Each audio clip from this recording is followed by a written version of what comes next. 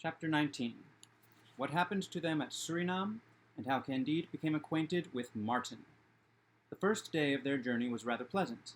They were heartened by the thought that they now possessed more treasure than all of Asia, Europe, and Africa could assemble. Candide, elated, wrote Cunegonde's name on the trees. On the second day, 2 of their sheep sank in a bog and were swallowed up with their loads.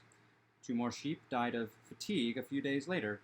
Then 7 or 8 of them perished from hunger in a desert. Still others fell off cliffs. Finally, after they had traveled for 100 days, only 2 sheep were left. Candide said to Cacambo, "Now you see, my friend, how perishable are the riches of this world. There's nothing solid but virtue, and the happiness of seeing Lady Cunegonde again." "I agree," said Cacambo, "but we still have 2 sheep carrying more treasure than the King of Spain will ever have, and in the distance I see a town which I surmise to be Suriname, a Dutch possession. Our troubles are over, our happiness is about to begin." As they were approaching the town, they saw a negro lying on the ground. His only garment was a pair of short blue trousers, and they had been half torn away. The poor man's left leg and right hand were missing. "Good heavens," Candide said to him in Dutch, "what are you doing here in such a terrible state?" "I am waiting for my master, Mynheer van der Dender, the famous merchant," replied the negro. "Was it Mynheer van der Dender who put you in that condition?" asked Candide. "Yes, sir," said the negro. "It's the custom. We're given a pair of short trousers twice a year as our only clothing. If we get a finger caught under the millstone while we're working in the sugar mills, they cut off the whole hand, and if we try to run away, they cut off one of our legs. I've been in both those situations. That's the price of the sugar you eat in Europe.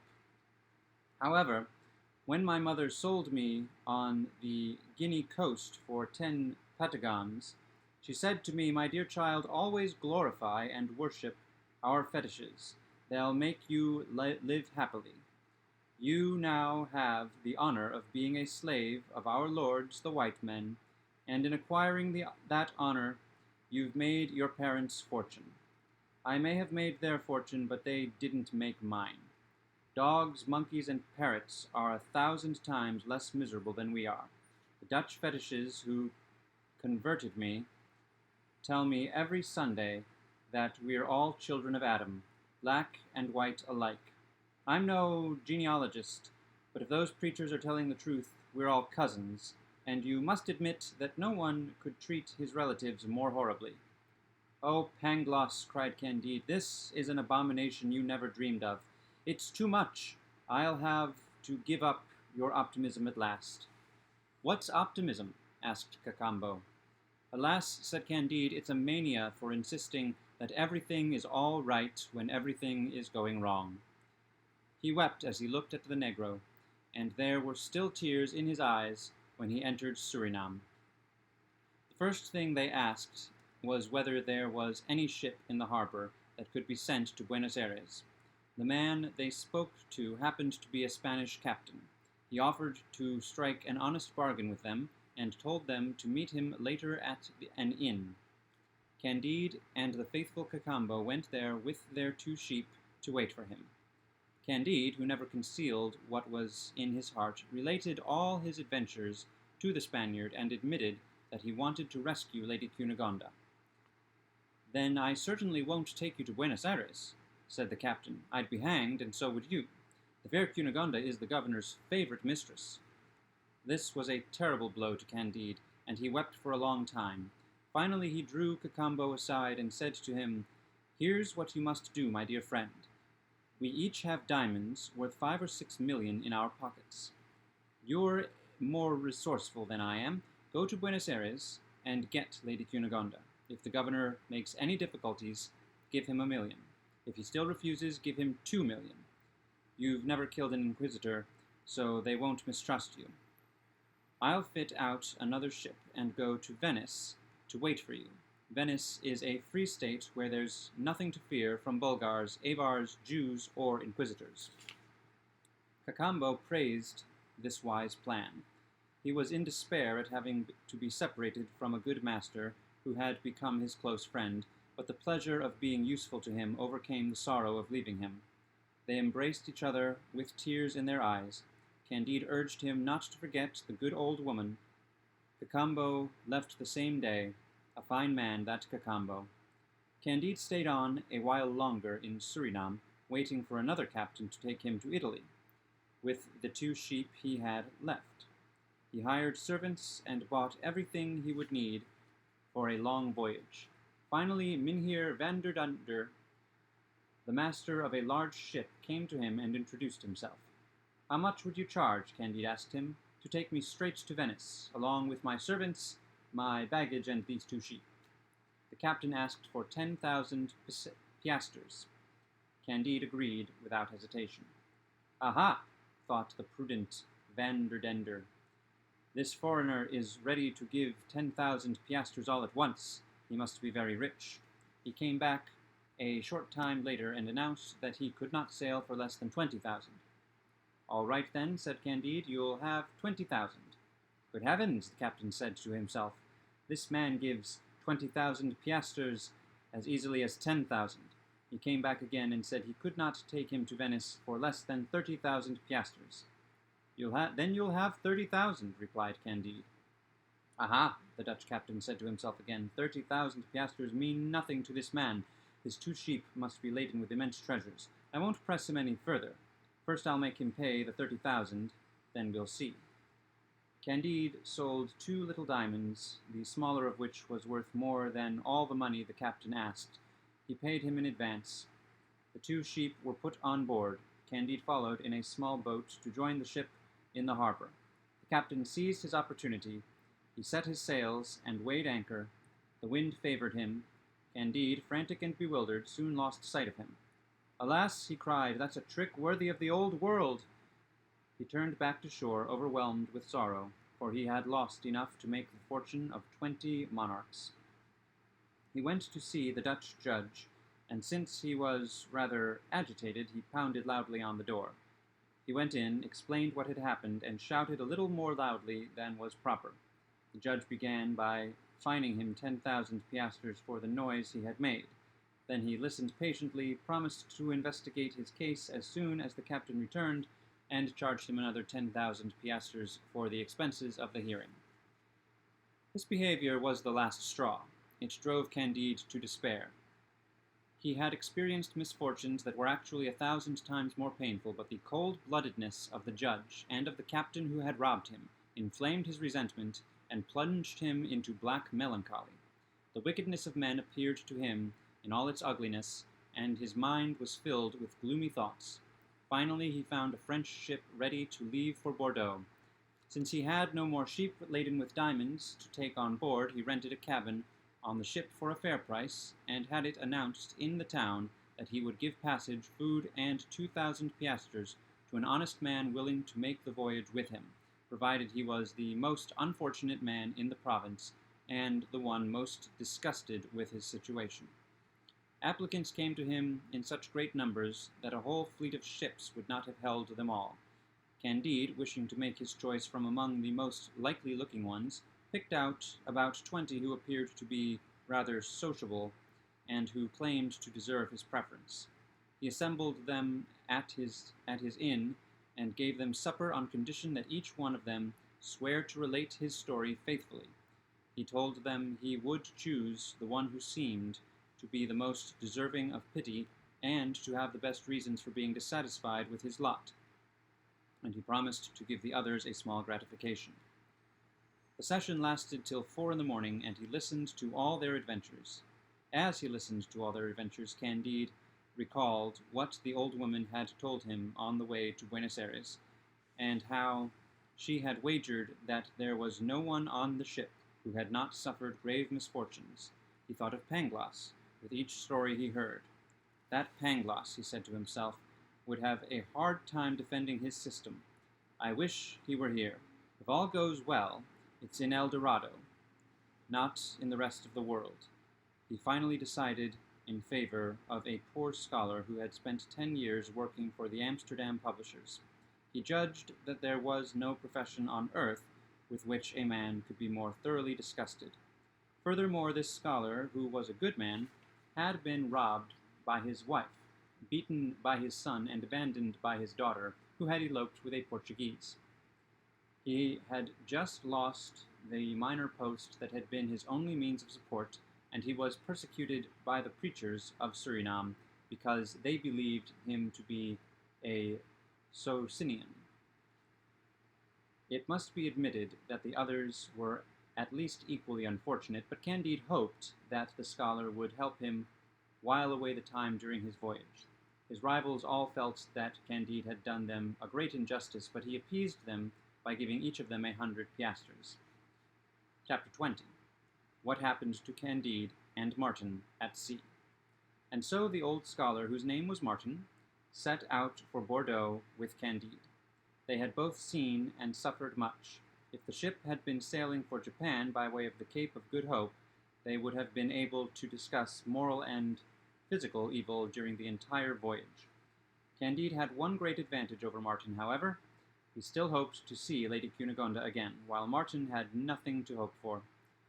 Furthermore, Candide still had some gold and diamonds, and although he had lost 100 red sheep laden with the greatest treasures on earth, and although he was still incensed over the Dutch captain's treachery, when he thought about what he still had in his pockets, and when he spoke about Cunegonde, especially at the end of a meal, he still inclined toward Pangloss's doctrine. "But tell me," he said to the scholar, "what do you think about all that? What are your views on moral and physical evil?" "Sir," replied Martin, "my priests accuse me of being a Socinian, but the truth of the matter is that I'm a Manichean." "You're joking," said Candide. "There are no more Manicheans in the world." "I'm one," said Martin. "I don't know what to do about it, but I can't think otherwise." "You must be possessed by the devil," said Candide. "He meddles so much in the affairs of this world," said Martin, "that he may well be inside me and everywhere else too, but I confess that when I consider this globe, or rather this globule, I think that God has abandoned it to some malevolent being.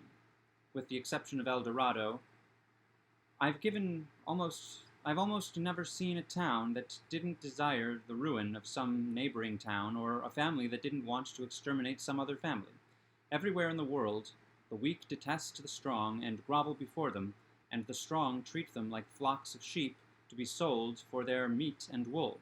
1,000,000 regimented assassins sweep over Europe from one end to the other, murdering and robbing with discipline to earn their bread, because there's no more honorable occupation.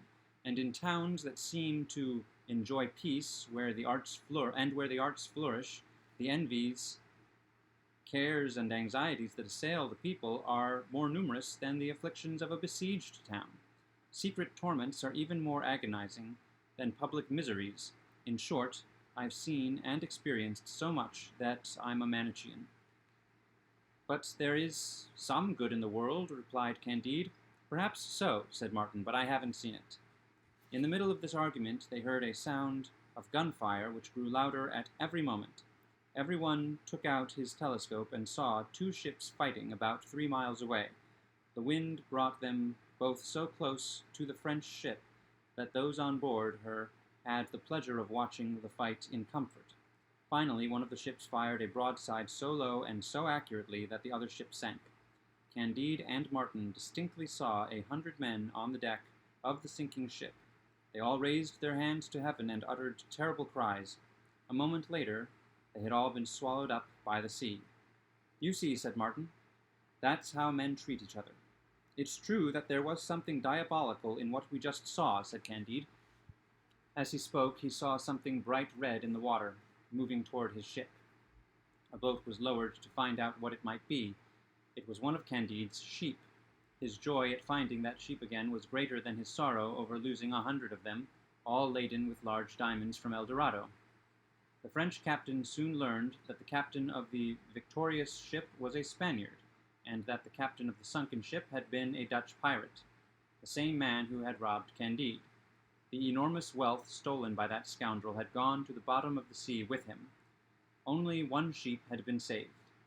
This proves that crime is sometimes punished, Candide said to Martin. That black-hearted Dutch captain has met the fate he deserved. Yes, said Martin, but did all the passengers on his ship have to perish with him? God punished that scoundrel, but the devil drowned the others.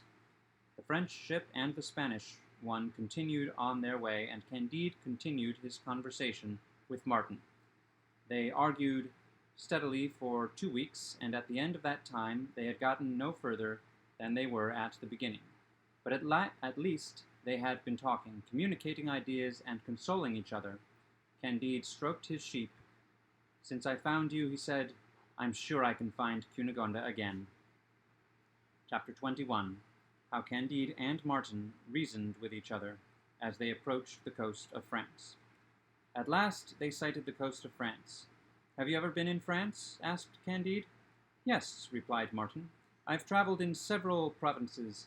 There are some where half the population is mad, others where the people are too crafty, others where they're generally rather gentle and rather stupid, others where they pride themselves on their wit, and in every province the chief occupations, in order of importance, are love-making, malicious gossip, and talking nonsense.